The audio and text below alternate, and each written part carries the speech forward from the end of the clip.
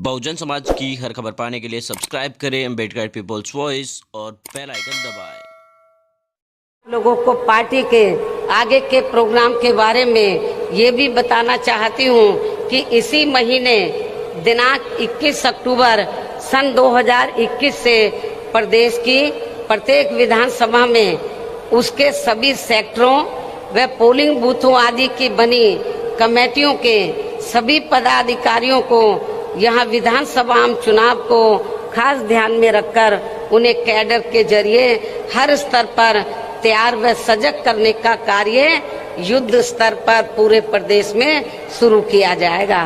और ये कार्य पूरा होने पर फिर जरूरत अनुसार ही आगे का कार्यक्रम बनाया जाएगा। इसके साथ ही प्रत्येक विधानसभा वार कैडर का ये कार्य पार्टी के केवल पूरे मंडल को देख रहे मुख्य सेक्टर प्रभारियों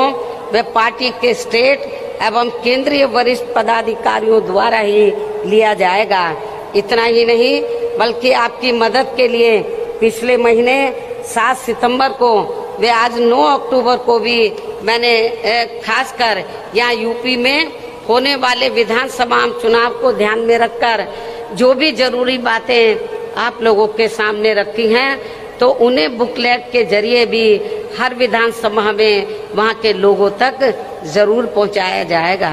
और इस मामले में मैं ये भी कहना चाहूंगी, यदि मुझे ये लगा कि आप लोग मेरे आज दिए गए इस आदेश व निर्देश का सही से पालन नहीं कर पा रहे हैं तो फिर मैं जरूरत महसूस होने पर पार्टी हित में प्रदेश की किसी भी विधानसभा में जाकर खुद उसका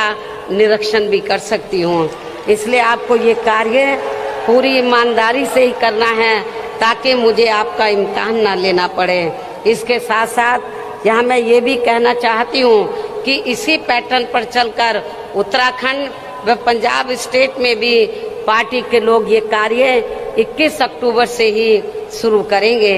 इस प्रकार से आप लोग अपनी पूरी तैयारी के साथ इन तीनों राज्यों में यहाँ की सरकारों को सत्ता से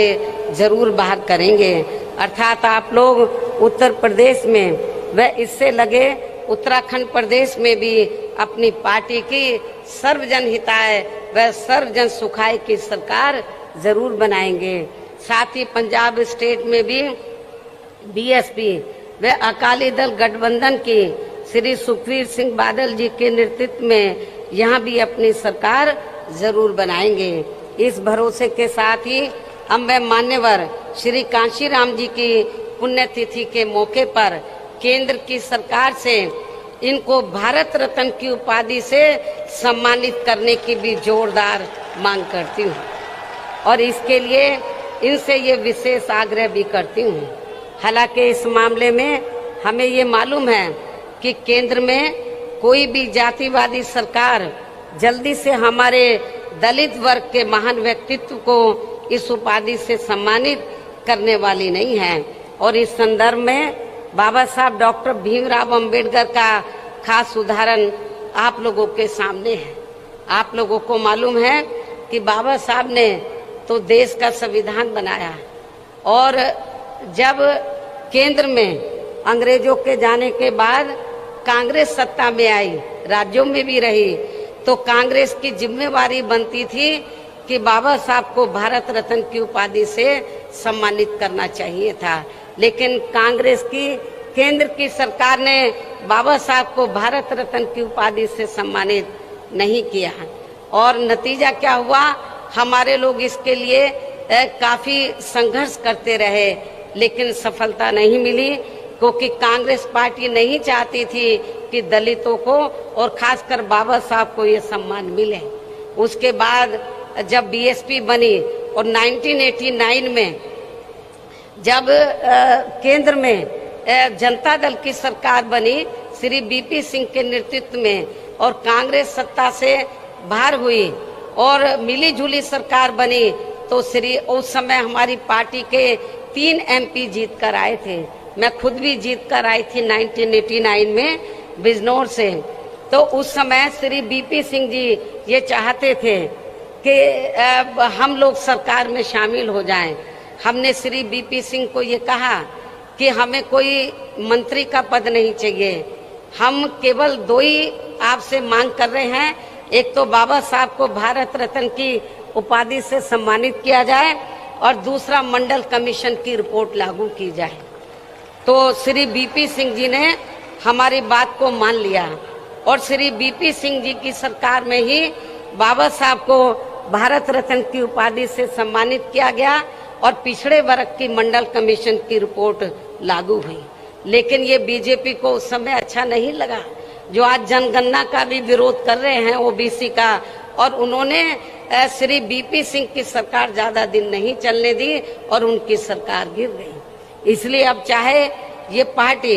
अर्थात कांग्रेस पार्टी, इसलिए कांग्रेस ने यदि ऐसा किया होता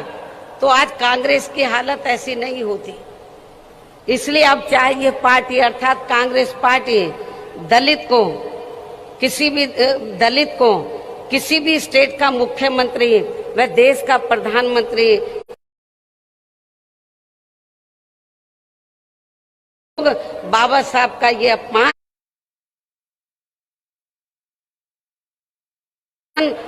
भूलने वाले नहीं हैं। इसके साथ ही पिछड़े वर्ग के व्यक्ति को भी ये सभी महत्वपूर्ण पदों पर भी क्यों ना रख लें, तो भी इस वर्ग के लोग कांग्रेस को जल्दी से माफ करने वाले नहीं हैं, जिसने केंद्र में अपनी सरकार के रहते हुए इनकी मंडल कमीशन की रिपोर्ट को लागू नहीं किया था। इसी प्रकार अब कांग्रेस पार्टी किसानों के मुद्दे की आड़ में खासकर सिख समाज को लुभाने के लिए कितनी भी नाटकबाजी क्यों ना कर ले, तो भी देश में सिख समाज के लोग कांग्रेस के राज में हुए सिख दंगों को आसानी से भुलाने वाले नहीं हैं। संक्षेप में अब मेरा यही कहना है कि केंद्र में जब तक जातिवादी सरकारें चलती रहेंगी, जातिवादी मानसिकता वाली सरकारें चलती रहेंगी, तो तब तक यहाँ दलित वर्ग के महान व्यक्तित्व को आसानी से भारत रत्न की उपाधि से सम्मानित नहीं किया जाने वाला है। लेकिन फिर भी हमारी पार्टी का मान्यवर श्री कांशीराम जी को ये सम्मान दिलाने का प्रयास हमेशा जारी रहेगा। वैसे भी किसी भी मामले में कांग्रेस में अन्य जातिवादी पार्टियों को भी यहाँ दलित, आदिवासी व पिछड़े वर्ग के लोग केवल इन्हें अपनी मुसीबत व मजबूरी आदि में ही याद आते हैं। ये सब हमें पिछले महीने पंजाब स्टेट में भी काफी कुछ देखने के लिए मिला है। इसे भी हमारे लोगों को जरूर ध्यान में रखकर चलना चाहिए। इन्हीं जरूरी बातों के साथ ही अब मैं मान्यवर श्री कांशीराम जी की प्रतिमा पर अपने श्रद्धा सुमन अर्पित करती हूँ तथा मेरे बाद यहाँ भारी संख्या में आप ये देखो चारों तरफ भीड़ ही भीड़ है और जितने लोग अंदर हैं इससे काफी ज्यादा लोग बाहर भी हैं। तो आप लोग अपने खुद के साधनों से चलकर, तो कल से आप लोग इधर आए हुए हैं। आपको जब मालूम पड़ा कि मान्यवर श्री कांशीराम जी की पुण्यतिथि के मौके पर मैं खुद यहाँ पर स्मारक स्थल पर पहुँचने वाली हूँ, तो मेरे मना करने के बावजूद भी आप लोग नहीं रुके और बड़े पैमाने पर आप लोग यहाँ पर लाखों की संख्या में इधर पहुँचे हैं। इसके लिए तो मैं आप लोगों की बहुत बहुत आभारी हूँ और मुझे पूरा भरोसा है, खास तौर से जो विरोधी लोग ये कहते हैं कि बीएसपी कहीं पिक्चर में नजर नहीं आ रही है। मेरे ख्याल अभी तक पिछले कई महीनों में जितने प्रोग्राम कांग्रेस ने, सपा ने, बीजेपी ने किए हैं, जितनी भीड़ उनके प्रोग्राम में अभी तक आई है उससे कई गुना भीड़ आज बीएसपी के अकेले एक प्रोग्राम में आप लोगों को देखने के लिए मिल रही है, मीडिया को देखने के लिए मिल रही है। तो अब मैं आप लोगों का और ज्यादा समय न लेते हुए अब मैं मान्यवर श्री कांशीराम जी की प्रतिमा पर अपने श्रद्धा सुमन अर्पित करती हूँ तथा मेरे बाद या भारी संख्या में आए पार्टी के लोग भी खासकर कोरोना नियमों का पालन करते हुए पूर्व की तरह ही पूरे अनुशासित तरीके से इनको अपने श्रद्धा सुमन अर्पित करके तब फिर अपने अपने जिलों में सावधानी पूर्वक वापिस चले जाएंगे। और फिर ये लोग पार्टी के आज घोषित किए गए कार्य में पूरे जी जान से जुट जाएंगे। इस उम्मीद के साथ ही अब मैं आप लोगों से यही रजा लेती हूँ। जय भीम, जय भारत।